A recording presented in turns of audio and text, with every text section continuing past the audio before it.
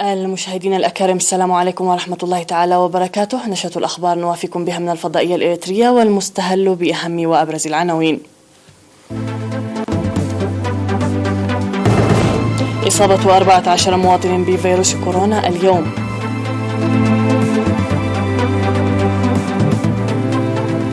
كلية الزراعة تخرج دفعة جديدة من طلابها.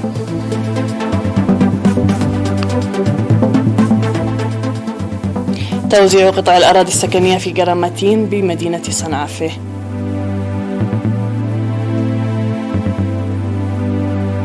هجوم يسفر عن 6 قتلى بينهم دركيان وشرطي في مالي. بايدن يؤكد من السعودية بأن أمريكا ستظل شريكة في الشرق الأوسط. وقصف إسرائيلي لمواقع في غزة ردا على هجوم صاروخي من القطاع. من العناوين إلى التفاصيل، أهلا بكم. أعلنت وزارة الصحة بأن الفحوصات المخبرية التي أجريت اليوم في الإقليم الأوسط قد أظهرت إصابة 14 مواطن بفيروس كورونا، وكانت 3 من الإصابات من تيرافولو، و2 من فيلاجو، و1 من كل من حزحز وأباشاول وميتمناي وأخريا وحليبت وباراديزو وجازامندا و4 اسمرة ودك محارة. في غضون ذلك شفي مريض كورونا 1 في الإقليم الأوسط، وبهذا بلغ عدد المصابين بفيروس كورونا في البلاد حتى الآن 9878، شفي منهم 9709 وتوفي 103، فيما يتلقى 66 مرضى الرعاية في المستشفيات. وزارة الصحة 17 من يوليو لعام 2022. خرجت كلية الزراعة في حمل مالي اليوم 17 من يوليو 349 طالب بالبكالوريوس والدبلوم في 8 مجالات تعليمية، وتخرج 168 طالب بالبكالوريوس و181 بالدبلوم في علم الخضروات والفواكه والبيطرة ووقاية النباتات والهندسة الزراعية وحماية التربة والمياه والبيئة. وهنأ عميد الكلية البروفيسور ولد أملاخ رأيا المتخرجين، وأشاد بجهود وتفاني الطلاب متجاوزين تحدي وباء كورونا وغيره من التحديات. وقال إن التعليم وتطوير القدرات البشرية يعتبر الأساس للانتقال من الزراعة التقليدية إلى الزراعة الحديثة التجارية ورفع الإنتاج، موضحا بأن كلية الزراعة تعمل جاهدة في هذا الصدد. هذا وتأسست كلية الزراعة في حمل مالو عام 2005، وخرجت حتى الآن في 15 دفعة 5478 طالبا.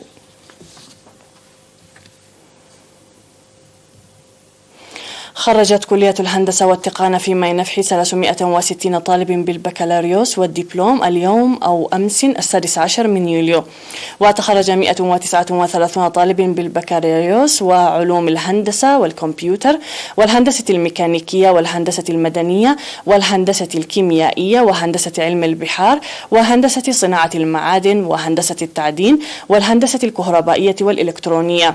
وتخرج 221 طالب بالدبلوم في تقنية المحركات وتقنية المسح والتخطيط وتقنية الإلكترونيات وتقنية البناء وتقنية برمجيات الكمبيوتر وتقنية التعدين وتقنية الزراعة وتقنية الكمبيوتر وربط الشبكات وتقنية الكهرباء وتقنية المبردات.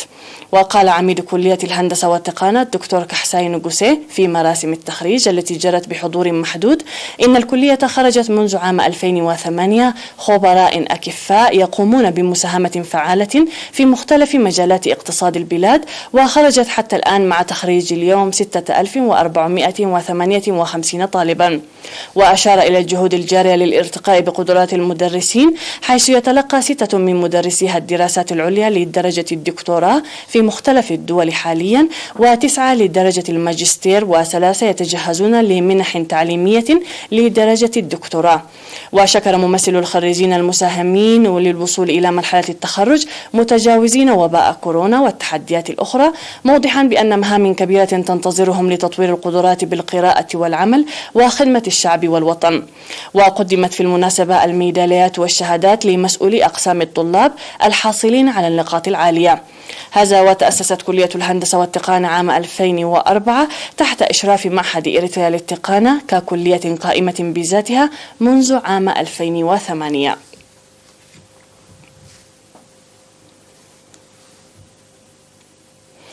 وزعت قطع الأراضي السكنية في قرية جيراماتين في مديرية الصنعافة ل 124 مواطن.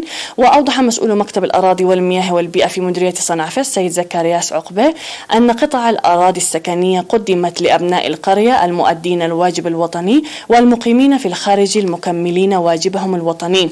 وأوضح المدير التنفيذي في إدارة مديرية الصنعافة السيد هبتة كيداني أن الأراضي المقدمة لا تباع ولا تبدل، موصيا الاستفادة منها جيدا، مؤكدا تقديم قطع الأراضي لأبناء القرية الآخرين بعد إكمال إجراءاتهم.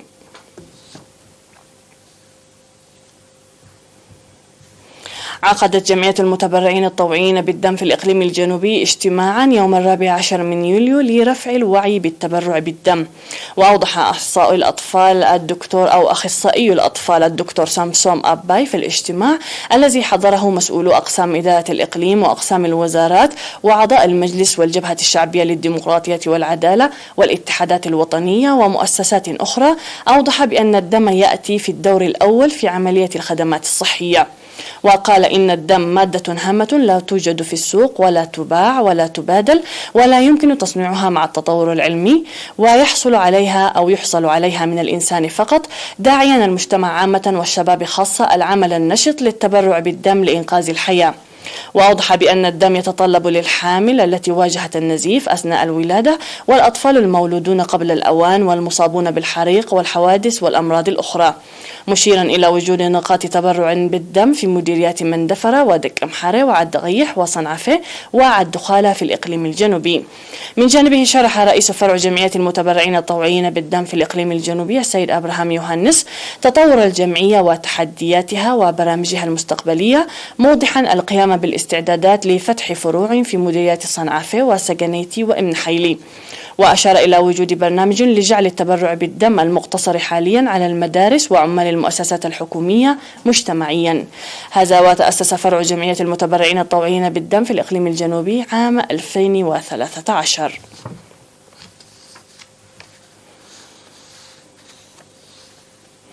كانت هذه الأنباء المحلية مشاهدينا الكرام، فاصل ونعود مع الأنباء العالمية، فابقوا معنا.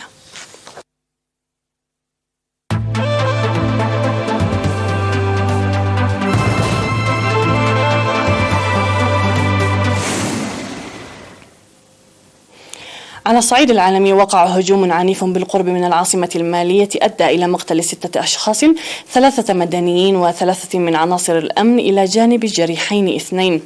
ولم يسبق لمنطقة زانتيغيلا أن شهدت هجمات إذ بقيت إلى غاية هذا الهجوم الأخير في منأى عن العنف المنتشر شمال مالي ووسطها. وأوضحت وزارة الأمن أن الهجوم نفذه مسلحون مجهولون، وكان وزير الأمن الجنرال داود علي محمدين زار زانتيغيلا للاطلاع على الأضرار وإعادة التأكيد على تعليمات السلامة.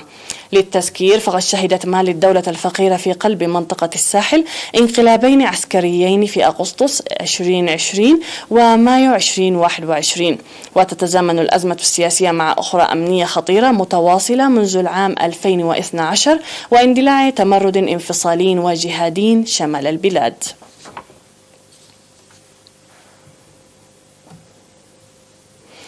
قال الرئيس الأمريكي جو بايدن إن الولايات المتحدة ستظل شريكة نشطة ومتعاونة في الشرق الأوسط.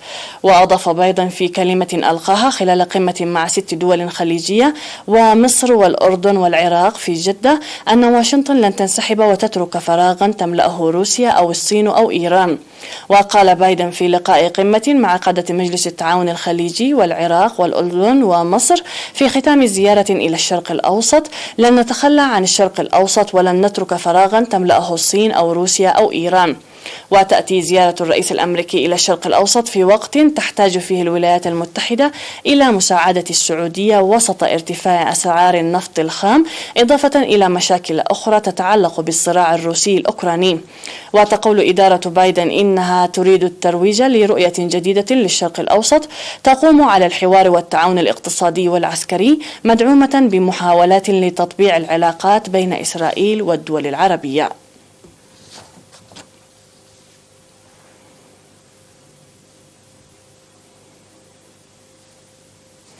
شنت طائرات مقاتلة إسرائيلية هجوما على غزة في رد على إطلاق صواريخ باتجاه إسرائيل، وذلك بعد ساعات من توجه الرئيس الأمريكي جو بايدن من إسرائيل إلى السعودية في إطار جولة يقوم بها في الشرق الأوسط تهدف إلى تعميق اندماج إسرائيل في المنطقة. وبحسب الجيش الإسرائيلي استهدف القصف موقعا لتصنيع الصواريخ وسط غزة تديره حركة المقاومة الإسلامية حماس التي تحكم القطاع المحاصر. وأفاد شهود عيان بأن الموقع يتم استخدامه كمعسكر للتدريب. ودوت صفارات الإنذار جنوب إسرائيل مرتين للتحذير من قدوم صواريخ. وأضاف الجيش الإسرائيلي أنه تم اعتراض صاروخ واحد وسقطت 3 قذائف في أماكن مفتوحة.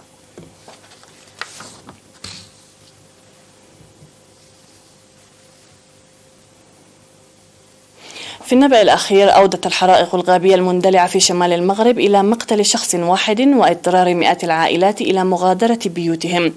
وأقر تقرير رسمي غير نهائي أن الحرائق دمرت ما لا يقل عن 1600 هكتار من الغابات في ولايات العرائش والوزان وتطوان وتازة شمال المملكة. ويشهد المغرب منذ أيام موجة حر مع اقتراب درجات الحرارة من 45 درجة مئوية في وقت تعاني فيه البلاد جفافا استثنائيا وإجهادا مائيا.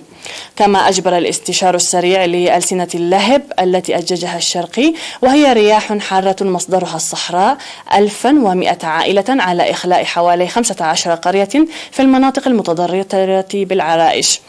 وجرى إجلاء حوالي 645 من السكان بولايتي تازة وتطوان.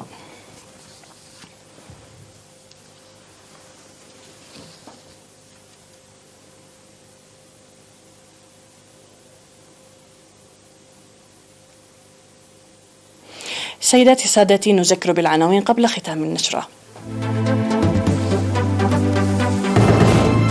إصابة 14 مواطن بفيروس كورونا اليوم.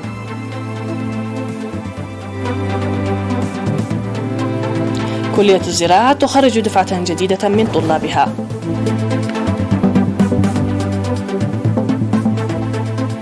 توزيع قطع الأراضي السكنية في جرامتين بمديرية صنعافة.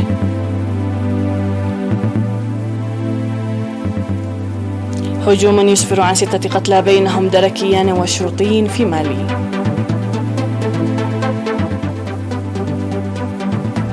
بايدن يؤكد من السعودية بأن أمريكا ستظل شريكة في الشرق الأوسط. وقصف إسرائيلي لمواقع في غزة ردا على هجوم صاروخي من القطاع.